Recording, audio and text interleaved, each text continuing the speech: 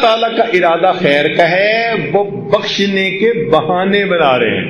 اب اتنا کچھ کرنے کے باوجود بھی اگر کوئی نہ مانگے تو پھر غصہ آتا ہے کہ نہیں آتا؟ کیوں جی؟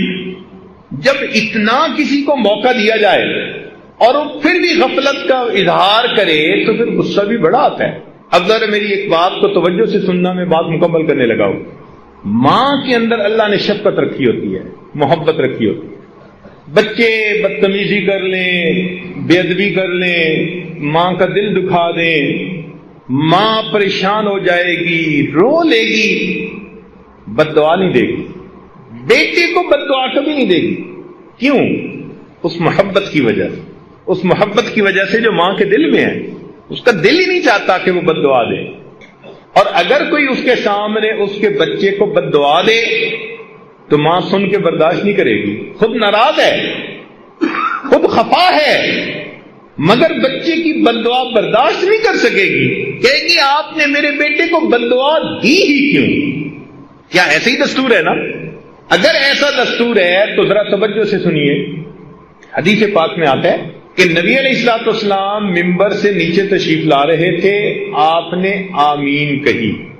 میں پوری حدیث پاک کا تھوڑا سا حصہ جو مضمون سے متعلق ہے وہ عرض کر رہا ہوں۔ صحابہ کرام نے پوچھا، اے اللہ کے نبی آج آپ نے یہ کیا فرمایا؟ تو فرمایا جب میں نے قدم رکھا تو جبرائیل امین میرے پاس آئے اور انہوں نے بد دعا دی، باعودہ، برباد ہو جائے وہ شخص جس نے رمضان کا مہینہ پایا اور اپنی بخشش نہ کروائی۔ اب یہ بد دعا کس نے دی؟ جبریل علیہ السلام نے۔ اور یہ بھی ذہن میں رکھیں کہ فرشتے کوئی کام خود نہیں کرتے۔ قرآن مجید میں ہے لا یعصون اللہ ما امرہم ویفعلون ما یؤمرون، کوئی کام خود نہیں کرتے، وہی کرتے ہیں جو پروردگار کا حکم ہوتا ہے۔ اس کا مطلب ہے کہ جبریل علیہ السلام آئے نہیں، بھیجے گئے تھے اللہ تعالی کی طرف سے۔ انہوں نے آ کر یہ بد دعا دی، برباد ہو جائے وہ شخص جس نے رمضان کا مہینہ پایا اور اس نے اپنی بخشش نہ کروائی۔ اب اس بد دعا کو سن کے نبی علیہ السلام کو امت کے اوپر کتنی شفقت تھی۔ رات کو سجدے میں اتنا روتے تھے، غار میں روتے تھے، دعائیں مانگتے تھے، اتنی امت کے اوپر شفقت تھی، رحمت تھی۔ تو اگر آپ بد دعا سنتے تو آپ تو سن کے تو فوراً کہتے کہ جبرائیل بد دعا میری امت کے لیے کیوں کر رہے ہو، مگر نہیں۔ حدیث پاک میں آتا ہے کہ جبرائیل علیہ السلام نے بد دعا دی اور نبی علیہ السلام نے فرمایا آمین۔ اب ذرا سمجھیے گا کہ اتنا تو رمضان میں غافل بندہ غفلت کا ارتکاب کرتا ہے کہ اللہ تعالیٰ نے بخشش کی انتہا کر دی۔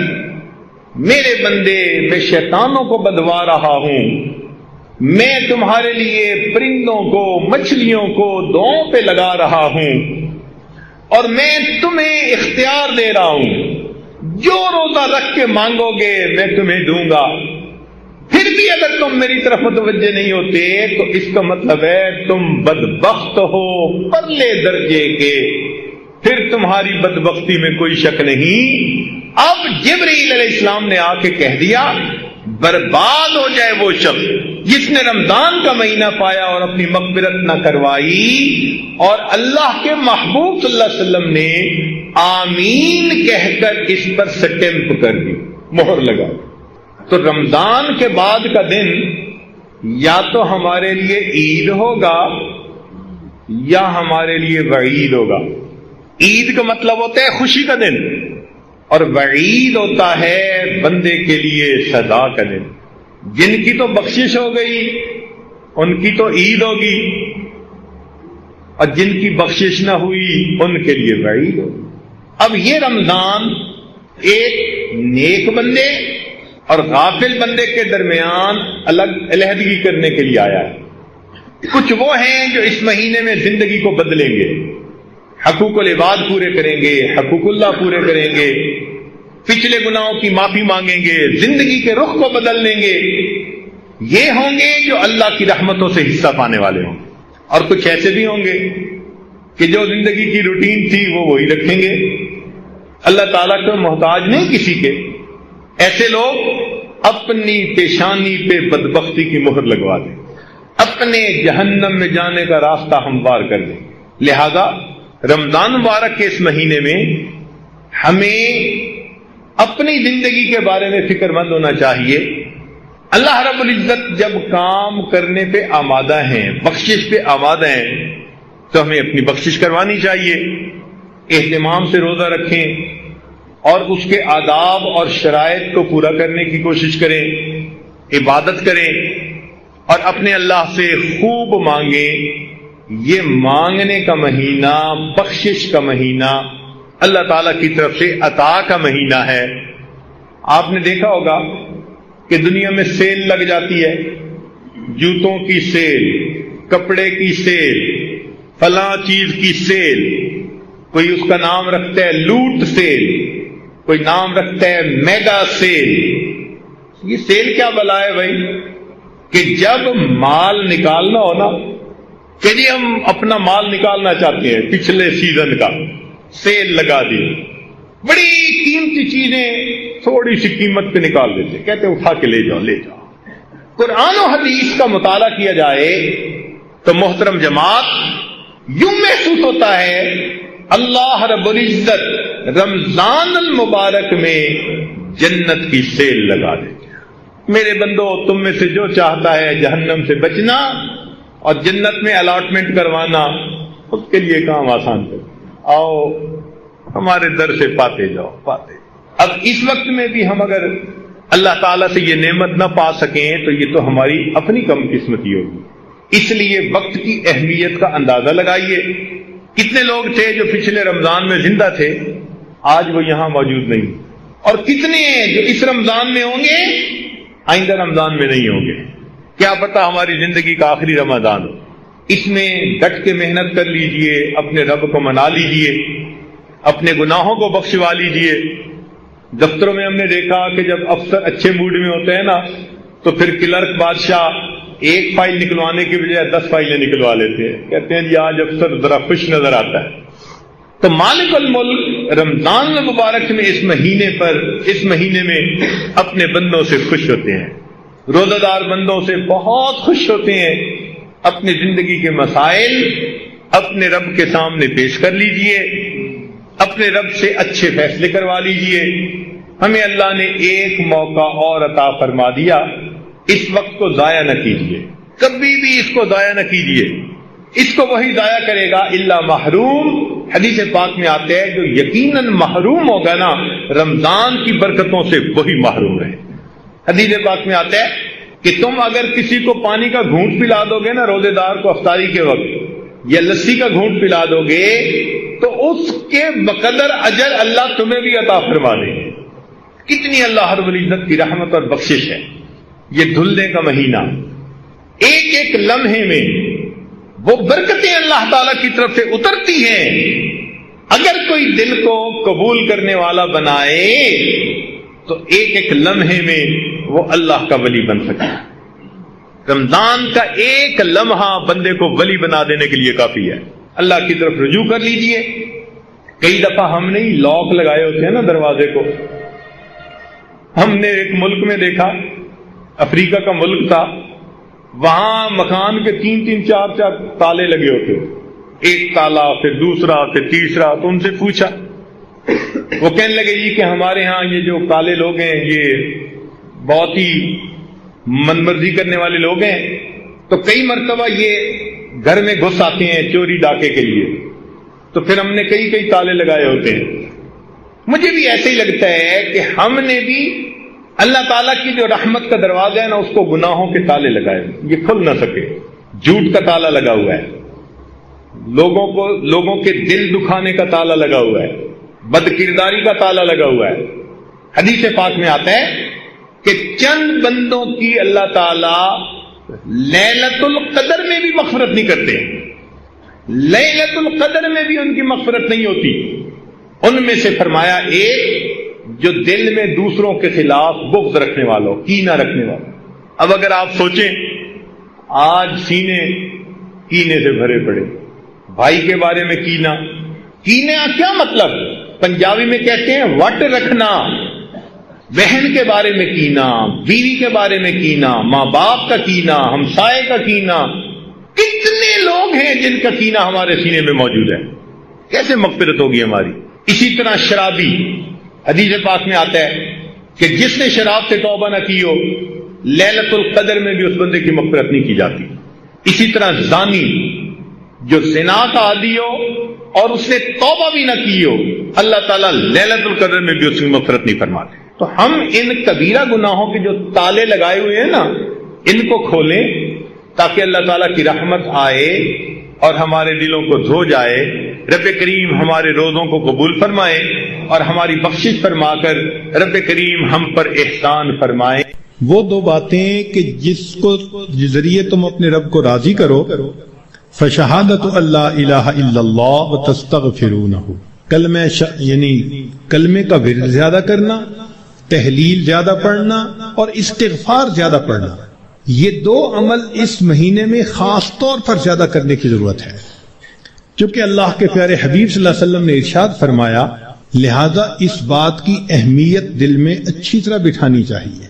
تو لا الہ الا اللہ کی بھی کثرت کریں، کم از کم چند 100 مرتبہ دن میں پڑھ لیا کریں، اور ہمت والے تو 1000 دفعہ 2000، جیسے آگ کسی چیز کو جلا کے ختم کر دیتی ہے۔ یہ مہینہ بھی مومن کے گناہوں کے نام و نشان کو مٹا دیتا ہے۔ زمین اگر ناپاک ہو تو ایک طریقہ تو یہ ہے کہ اتنی بارش برسے کہ ساری گندگی بہہ جائے، اب جب زمین دوبارہ خشک ہوگی تو پاک کہلائے گی۔ اور دوسرا طریقہ یہ ہے کہ اس زمین پر سورج کی تپش اور گرمی اتنی پڑے کہ وہ گرمی اس نجاست کا نام، نشان، رنگت، ہر چیز کو ختم کر کے رکھ دے، زمین پھر پاک کہلائے گی۔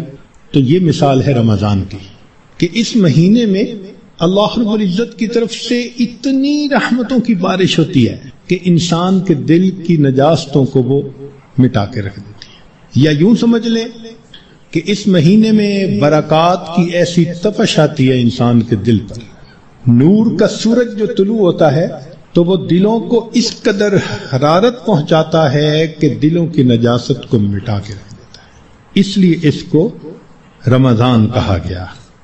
حدیث مبارکہ میں اس کے مختلف نام ہیں۔ عربوں میں عظمت والی چیز کے کئی نام ہوتے تھے، اللہ رب العزت کے 99 نام، وَلِلَّهِ الْأَسْمَاءُ الْحُسْنَى، تو رمضان کے بھی کئی نام، چنانچہ حدیث مبارکہ میں اس کو شہر مبارک، اس لیے ہم رمضان مبارک بھی کہہ دیتے ہیں، شہر عظیم، عظمت والا مہینہ، شہر الصبر، صبر کا مہینہ، شہر المواسات، غمخاری کا مہینہ۔ چنانچہ علماء نے لکھا ہے کہ رمضان سید الشہور، یہ مہینوں کا سردار ہے، فیہ بدأ نزول القرآن، اس میں ہی قرآن مجید نازل ہوا۔ اس کی 27 تاریخ کو، رمضان کی 27 تاریخ کو لوح محفوظ پر آسمان دنیا پر نازل کر دیا گیا، پھر وہاں سے 23 سال کے عرصہ میں آہستہ آہستہ آیات کو نبی علیہ السلام پر اتارا گیا۔ تفسیر طبری میں قتادہ رضی اللہ تعالی عنہ کی روایت ہے، فرماتے ہیں ان اللہ اصطفیٰ صفایا من خلقہ، اصطفیٰ من الملائکۃ رسلا ومن الناس واصطفیٰ من الکلام ذکرہ، اللہ تعالیٰ نے انسانوں میں، فرشتوں میں بعض کو چن لیا ہے، ان کو فضیلت بخش دی ہے، کلام میں اللہ نے اپنے ذکر کو، اپنی یاد کو پسند فرما لیا، واصطفیٰ من الارض مساجدہ، اور زمین کے ٹکڑوں میں سے جو مساجد جہاں بنی ہیں ان مساجد کو اللہ نے چن لیا، واصطفیٰ من الشہور رمضان، اور مہینوں میں سے اللہ نے رمضان کو چن لیا، واصطفیٰ من الایام یوم الجمعہ، دنوں میں اللہ تعالیٰ نے جمعہ کے دن کو چن لیا، واصطفیٰ من اللیالی لیلۃ القدر، اور راتوں میں اللہ تعالیٰ نے لیلۃ القدر کو چن لیا، فعظموا ما عظم اللہ، تم بھی تعظیم کرو اس کی جس کی اللہ نے تعظیم فرمائی، جس کو اللہ نے عظمت بخشی تم بھی اس کی تعظیم کرو۔ چنانچہ تفسیر در منصور میں علامہ سیوطی رحمۃ اللہ علیہ فرماتے ہیں، کعب رضی اللہ تعالیٰ عنہ سے روایت کہ ان اللہ اختار ساعات اللیل والنہار فجعل منہن صلاۃ المکتوبہ، اللہ تعالیٰ نے دن رات میں سے کچھ اوقات کو پسند کیا، ان میں 5 نمازوں کو فرض فرما دیا۔ واختار الایام فجعل منہن الجمعہ، دنوں کو چنا تو ان میں سے جمعہ کو پسند فرما لیا۔ واختار الشہور فجعل منہن شہر رمضان، واختار اللیالی فجعل منہن لیلۃ القدر۔ تو جب اللہ رب العزت نے لیلۃ القدر کو اتنی عظمت بخشی اور اس مہینے کو اتنی عظمت بخشی، تو ہمیں بھی چاہیے کہ ہم اس مہینے کی برکتوں سے فائدہ اٹھانے والے بن جائیں۔ چنانچہ علامہ طبرانی رحمۃ اللہ علیہ مجموع الزوائد میں سید الشہور شہر رمضان و سید الایام یوم الجمعہ، نبی علیہ السلام اس مہینے کا انتظار فرماتے تھے۔ اس مہینے کی فضیلت کے لیے یہ کتنا عجیب پوائنٹ ہے کہ اللہ رب العزت کے پیارے حبیب صلی اللہ علیہ وسلم اس مہینے کا انتظار فرماتے، دعا فرماتے تھے، اللہم بارک لنا فی رجب و شعبان و بلغنا رمضان، اے اللہ ہمیں رجب اور شعبان میں برکت عطا فرما اور بخیریت ہمیں رمضان تک پہنچا۔ انسان وش کرتا ہے نا تو کسی بہت بڑی نعمت کے لیے وش کرتا ہے۔ اللہ کے حبیب صلی اللہ علیہ وسلم 2 مہینے پہلے سے دعا مانگتے تھے۔ جب بڑے کسی چیز کو بڑا کہیں تو واقعی بڑی ہوتی ہے۔ اللہ کے پیارے حبیب صلی اللہ علیہ وسلم نے اس مہینوں کو شہر عظیم کہا، بڑا مہینہ۔ چنانچہ مسلم شریف میں ابو ہریرہ رضی اللہ عنہ سے روایت ہے کہ الصلوات الخمس والجمعۃ الی الجمعۃ ورمضان الی رمضان مکفرات ما بینہن اذا اجتنبت الکبائر، اگر کبائر سے بچا جائے تو جمعے سے جمعہ 5 نمازیں اور ایک رمضان سے دوسرے رمضان تک کے جتنے گناہ ہوتے ہیں وہ سارے کے سارے اللہ تعالیٰ معاف فرما دیتے ہیں۔ چنانچہ کنز العمال میں لکھا ہے کہ اذا سلمت الجمعۃ سلمت الایام، جمعہ اگر اچھے انداز سے کسی نے گزار لیا تو باقی دن بھی اس کے اچھے گزر جائیں گے۔ وَإِذَا سَلِمَ رَمَضَانُ سَلِمَتِ السَّنَةُ، اور جس نے رمضان اچھے انداز سے گزار دیا آنے والا پورا سال اس کا اچھا گزار دیا جائے گا۔ امام ربانی مجدد ثانی رحمۃ اللہ علیہ اپنے مکتوبات میں فرماتے ہیں کہ یہ رمضان کا مہینہ آنے والے سال کا ایک نمونہ ہوتا ہے۔ جس انداز سے بندہ گزارتا ہے اللہ تعالیٰ بقیہ سال انہی اعمال کی توفیق عطا فرما دیتا ہے۔ مثال کے طور پہ ایک نوجوان اگر چاہتا ہے کہ میں اپنی آنکھوں کا پرہیز کروں، غیر محرم سے اپنی آنکھوں کو بچاؤں، تو وہ رمضان میں اس کی مشق کر لے۔ اگر پورا رمضان غیر محرم سے نظر بچا لی، بقیہ پورا سال اللہ اس کو توفیق عطا فرما دے گا۔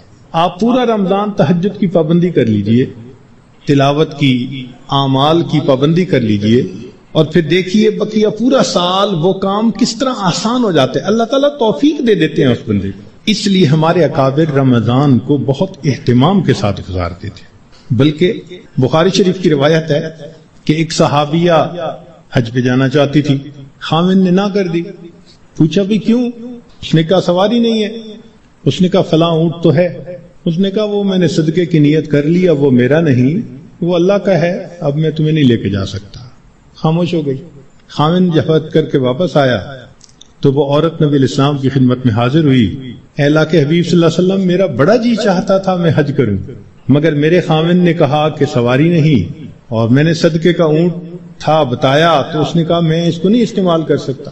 تو نبی علیہ السلام نے پہلے تو خاوند کو سمجھایا کہ دیکھو یہ حج کا عمل بھی اللہ کے راستے میں جانے والا عمل تھا، تم اگر اس اونٹ پر اس کو یہ حج کروا دیتے تو اس میں کوئی حرج نہیں تھا، مگر ساتھ ہی یہ فرما دیا اس عورت کو کہ اچھا اب تم رمضان میں عمرہ کر لینا، اللہ تعالیٰ تمہیں میرے ساتھ حج کرنے کا ثواب عطا فرمائیں گے۔ یہ بخاری شریف کی روایت ہے۔ تو رمضان مبارک کو اللہ رب العزت نے ایسی فضیلت عطا فرمائی۔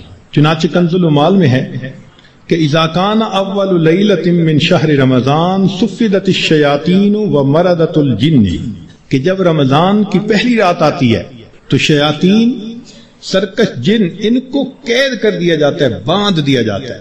خبردار میرے پیارے حبیب صلی اللہ علیہ وسلم کے امتیوں کے روزوں کو تم خراب نہ کر سکو۔ تو شیاطین کو باندھ دیا جاتا ہے. وغلقت ابواب النار فلم یفتح منہا باب، جہنم کے سارے دروازے بند کر دیے جاتے ہیں، پورا رمضان بند رہتے ہیں. وفتحت ابواب الجنت فلم یغلق منہا باب، اور جنت کے سارے دروازے کھول دیے جاتے ہیں اور ان دروازوں کو پورا مہینہ بند نہیں کیا جاتا. سبحان اللہ. اللہ رب العزت اس مہینے میں جنت کی سیل لگاتے ہیں. وَيُنَادِي مُنَادٍ كُلَّ لَيْلَةٍ، اور ایک ندا دینے والا فرشتہ ہر رات یہ ندا دیتا ہے، یا باغی الخیر اقبل، اے نیکی کے متلاشی آگے بڑھ. ابتغاء سے ہے یہ لفظ باغی الخیر. وَيَا بَاغِيَ الشَّرِّ أَقْصِرْ، اے برائی کے تلاش کرنے والے تھم جا، رک جا. وَلِلَّهِ عُتَقَاءً مِّنَ النَّارِ وَذَلِكَ كُلَّ لَيْلَةٍ، ہر رات میں اللہ تعالیٰ جہنم سے جہنمیوں کو بری فرما دیتے ہیں. اب یہاں طالب علم کے ذہن میں ایک سوال پیدا ہوتا ہے کہ رمضان مبارک میں شیاطین تو قید ہو گئے، پھر کیوں برائیاں ہوتی ہیں، غفلتیں ہوتی ہیں؟ تو علماء نے اس کے کئی جواب دیے. ایک جواب تو انہوں نے دیا بھئی بڑے شیاطین تو قید ہو گئے، اب چھوٹے شتونگڑے بھی تو ہیں اور ہم اتنے غافل کہ شتونگڑے ہی کام دکھا جاتے ہیں. دوسرا علماء نے یہ کہا کہ شیطان کی وجہ سے نفس کے اندر اتنی خباثت آ جاتی ہے کہ شیطان اگر باندھ بھی دیا جاتا ہے تو نفس اس کا کارندہ بنا رہتا ہے، وہ انسان کو گناہوں پر اکسائے رکھتا ہے. یا برے دوست ہوتے ہیں، یار بد، ان کی وجہ سے انسان رمضان میں بھی نیکی پر نہیں آتا. مگر اس کی خوبصورت مثال یہی ہے کہ جیسے لوہے کو بھٹی میں گرم کرے نا تو سرخ ہو جاتا ہے، پھر اس کے بعد اس کو بھٹی سے نکال لیں تو وہ 1 منٹ میں ٹھنڈا نہیں ہوتا، وہ گھنٹہ 2 گھنٹے گرم رہتا ہے. تو شیطان نے انسان کو گناہوں کی بھٹی میں اتنا گرما دیا ہوتا ہے کہ ان لوگوں کے لیے رمضان کا مہینہ آ بھی جاتا ہے تو وہ گرمی اسی طرح موجود رہتی. نبی علیہ السلام نے ارشاد فرمایا، من وافق موتہ عند القضاء رمضان دخل الجنہ، جس بندے کو رمضان المبارک کے اندر موت آ گئی اللہ تعالیٰ اس کو جنت کے اندر داخل فرما دیتے ہیں. سیدہ عائشہ صدیقہ رضی اللہ تعالیٰ عنہ فرماتی ہیں کہ کان رسول اللہ صلی اللہ علیہ وسلم یجتہد فی رمضان ما لا یجتہد فی غیرہ، مسلم شریف کی روایت کہ رمضان المبارک میں نبی علیہ السلام عبادات میں اتنی محنت فرماتے تھے، مشقت اٹھاتے تھے کہ رمضان کے علاوہ کسی اور مہینے میں اس قدر محنت نہیں فرماتے تھے. اس سے معلوم ہوا کہ خاص اہتمام فرماتے تھے اس مہینے. ایک اور روایت ہے بہقی کی، سیدہ عائشہ صدیقہ رضی اللہ عنہا فرماتی ہیں کہ کان رسول اللہ صلی اللہ علیہ وسلم اذا دخل رمضان، کہ جب رمضان کا مہینہ آتا تھا، شد میں ازارہ، نبی علیہ السلام اپنی تہبند کو کس کے باندھ لیتے تھے. ثم لم یأت فراشہ حتی ینسلخ، پھر پورا مہینہ گزرنے تک اپنے بستر پر واپس نہیں آیا کرتے تھے. اللہ اکبر کبیرہ. اس لیے کہ وہ رمضان کی برکات سے واقف تھے، جانتے تھے. بہقی کی شریف کی ایک اور روایت ہے، کان اذا دخل رمضان تغیر لونہ، کہ جب رمضان کا مہینہ آتا تھا نبی علیہ السلام کے چہرے کا رنگ بدل جاتا تھا. اللہ اکبر کبیرہ. وکثرت صلاتہ، اور نبی علیہ السلام نماز نفل کثرت کے ساتھ پڑھتے تھے. وابتہل فی الدعاء واشفق لونہ، اور اپنی دعا میں اتنے اللہ کے سامنے عاجزی کرتے تھے کہ آپ صلی اللہ علیہ وسلم کا چہرہ انور سرخ ہو جایا کرتا تھا. اللہ اکبر. چنانچہ ایک حدیث مبارکہ میں ہے، سلمان فارسی رضی اللہ عنہ اس کی روایت فرماتے ہیں کہ خطبنا رسول اللہ صلی اللہ علیہ وسلم فی آخر یوم من شعبان فقال، نبی علیہ السلام نے فرمایا، یا ایھا الناس قد اضلکم شہر عظیم مبارک، اے لوگو تمہارے اوپر ایک بڑا مہینہ برکت والا آ گیا ہے. شہر فیہ لیلۃ خیر من الف شہر، ایسا مہینہ کہ جس میں ایک رات ہے جو 1000 مہینوں کی عبادت سے بھی زیادہ افضل ہے. شہر جعل اللہ صیامہ فریضہ، ایک ایسا مہینہ جس کے روزے کو اللہ رب العزت نے فرض فرمایا. وقیام لیلہ تطوعا، اور رات کے قیام کو اللہ نے اپنے قرب کا ذریعہ بنایا. من تقرب فیہ بخصلۃ من الخیر کان کمن ادى فریضۃ فیما سوا، جس کے رمضان میں نفل عمل کیا ایسے اجر ملے گا جیسے رمضان کے علاوہ اس نے کسی فرض کے اوپر عمل کیا تھا۔ ومن ادا فریضۃ فیہ کمن کان کمن ادا 70 فریضۃ فیما سوا، جس نے ایک فرض پر عمل کیا اس کو 70 فرض جو غیر رمضان میں ہوتے ہیں اس کے برابر اجر عطا کیے جاتے ہیں۔ یہاں سے معلوم ہوا کہ اللہ رب العزت رمضان مبارک میں انسان کے اعمال کا ریٹ 70 گنا بڑھا دیتے ہیں، ملٹیپلائی، سبحان اللہ۔ ایک ایک عمل کو دنیا ریٹ انکریز کرتی ہے تو 10% اور 20%، 10واں حصہ 20واں حصہ، اللہ تعالیٰ ریٹ بڑھاتے ہیں تو کیا 70 گنا، 70 سے ضرب دے دی، اس لیے کہ وہ شہنشاہ حقیقی ہے، وہ اپنے بندوں کو اتنا اجر دینا چاہتا ہے کہ ان کے گناہوں کی ظلمتیں ختم ہو جائیں۔ تو ایسے وقت میں ہمیں بھی چاہیے کہ ہم اپنے اعمال اللہ رب العزت کے حضور پیش کریں۔ چنانچہ نبی علیہ السلام نے ارشاد فرمایا، هو شہر الصبر والصبر ثوابہ الجنہ، یہ صبر کا مہینہ ہے اور صبر کا بدلہ جنت ہے۔ وہ شہر المواسات، غمخاری کا مہینہ، سبحان اللہ۔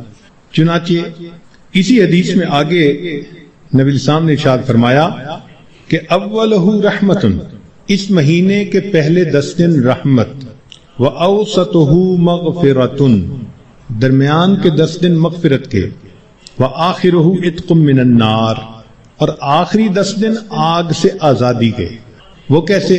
علماء نے اس کی بہترین تفسیر یوں کی کہ کچھ وہ لوگ ہوتے ہیں کہ جو پہلے سے ہی نیکوکاری کی زندگی گزارنے والے ہوتے ہیں، گناہوں سے بچتے ہیں، تقوی طہارت کی زندگی گزارتے ہیں، تو ان کے لیے تو رمضان رحمت کی خوشخبری بن کے آتا ہے، تو پہلے 10 دن میں ہی ان کے درجے بلند ہو جاتے ہیں۔ اور کچھ ایسے بھی ہوتے ہیں کبھی نیکی کر لی کبھی خطا کر بیٹھے، تو ایسے لوگ جب رمضان کے پہلے 10 دن گزار لیتے ہیں تو اس میں ان کے جو گناہوں کی ظلمت ہوتی ہے اس کو اللہ تعالیٰ ختم کر دیتے ہیں۔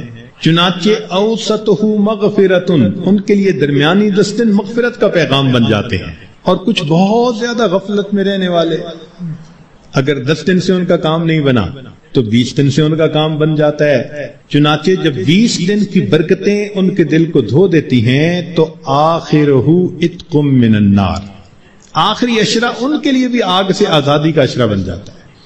معلوم ہوا کہ اس مہینے میں تھوڑا غافل ہو یا زیادہ غافل، ہر بندے کی مغفرت کا اللہ تعالیٰ انتظام فرماتے ہیں۔ ہاں، بندے کو خود کوشش کرنی چاہیے۔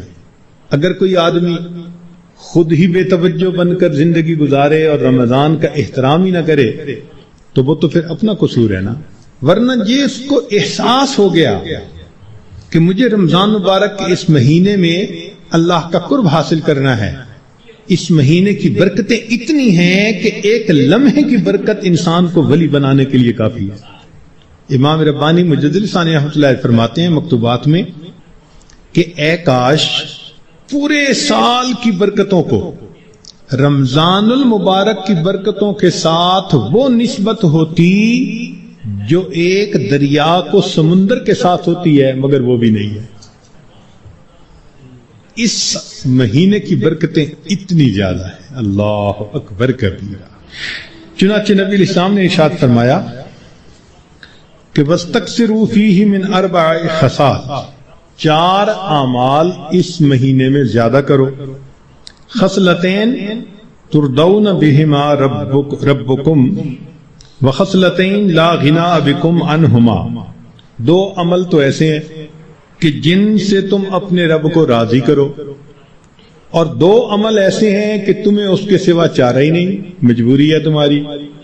اللہ تعالیٰ تردون بہما ربکم، وہ 2 باتیں کہ جس ذریعے تم اپنے رب کو راضی کرو، فشہادت اللہ الہ الا اللہ وتستغفرونہ، یعنی کلمے کا ورد زیادہ کرنا، تحلیل زیادہ پڑھنا اور استغفار زیادہ پڑھنا، یہ 2 عمل اس مہینے میں خاص طور پر زیادہ کرنے کی ضرورت ہے، چونکہ اللہ کے پیارے حبیب صلی اللہ علیہ وسلم نے ارشاد فرمایا، لہذا اس بات کی اہمیت دل میں اچھی طرح بٹھانی چاہیے۔